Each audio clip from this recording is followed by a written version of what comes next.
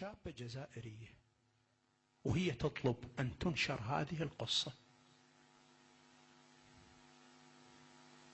يقول أكو شاب تعرفت عليه من بلادنا من مدينتنا، وأملي وأمنيتي أن يكون هذا فارس أحلامي وهو زوجي وشريك حياتي، ومقررة أنا إذا تزوجت أن أخليه أسعد إنسان في الحياة. وفعلا صارت القسمة واجتمعت وياه. قول سنة سنتين ثلاثة أربعة زواجنا بيه مشكلة، أطفال ماكو. بديت أراجع أطباء عندنا في الجزائر، طلع المشكلة عندي وليس عند زوجي. أم زوجي عمتها عرفت أن التقصير فيها، فقامت تسمعني كلمات، وقامت تصر على ابنها أنه يكون يتزوج وشنو ذنبه وليش ينحرم من الذرية. وأبقى أنا يقول إلى أن وصلت إلى قناعة أن أعرض على زوجي أن يتزوج. قلت له تزوج، قال له هاي فكرة رفعيها من مخك أبدا، خلص أنت عندي وأنت مرتاح وياك. بقت تقول عندنا محاولة واحدة، المحاولة أن أهلي أنا الوحيدة عندهم، لا عندهم ولد ولا عندهم أم وأب، وأنا بنتهم الوحيدة، فمعتزين بي ويردون يحافظون على الحياة الزوجية. فقرروا أن يبعثوني إلى فرنسا، جمعوا اللي عندهم اللي يتمكنون من عنده أخذوني لفرنسا للعلاج. مرت على حياتنا الزوجية هواي.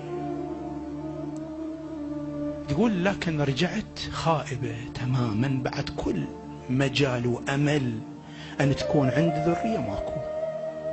الأطباء قالوا 100% ما تصير، ما بأي مجال.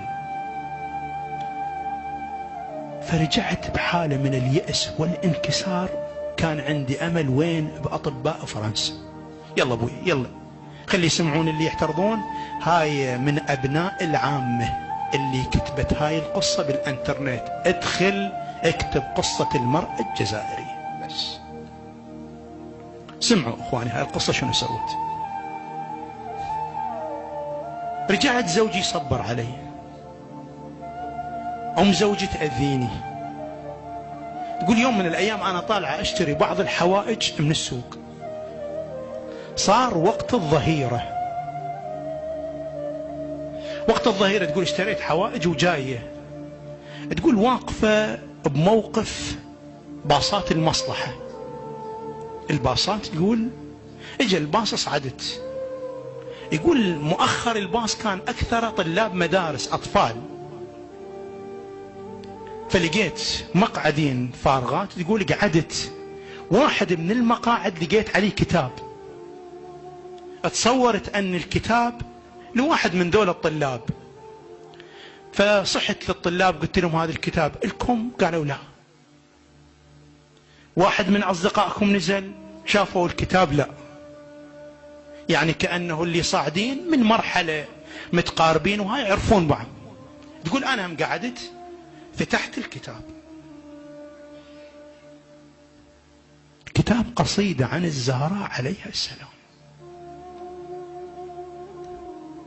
كتاب أخواني تدرون من اللي كاتبه؟ كاتبه الشيخ محسن الفاضلي، من المشايخ اللي عندنا يكتبون الشعر في أهل البيت في مدينة قم. شو وصل هذا الكتاب إلى الجزائر؟ ما يندرى.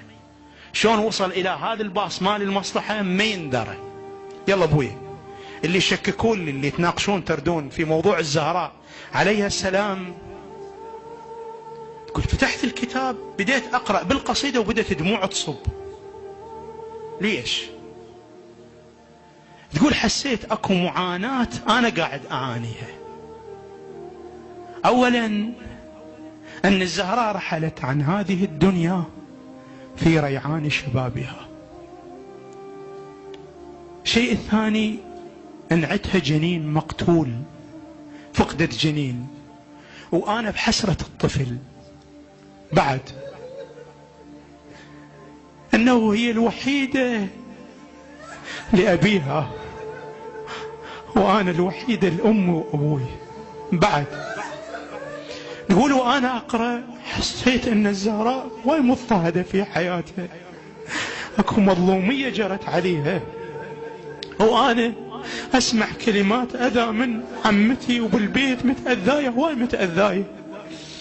تقول الأطفال اللي بالباص توجهوا إلي، قمت أجهش بالبكاء، ما امتلكت نفسي، بس توقف الباص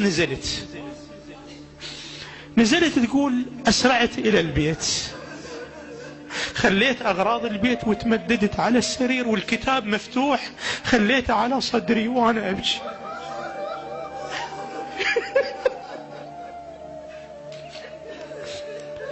اخواني تقول انا نمت والكتاب على صدري، ما ادري حسيت انه انا قاعدة على صخرة جبل قاعدة عليها، واحس بنفسي ما اقدر اقوم من شدة الالام.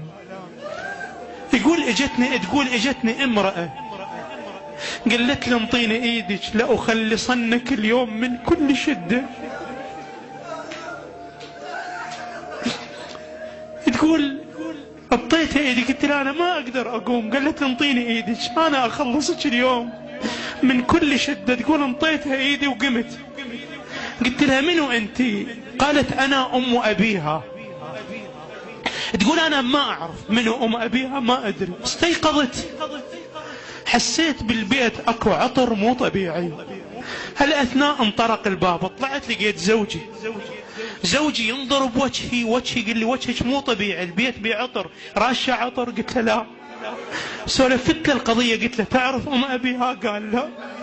طلعت جيرانتنا، قلت له تعرفين امرأة؟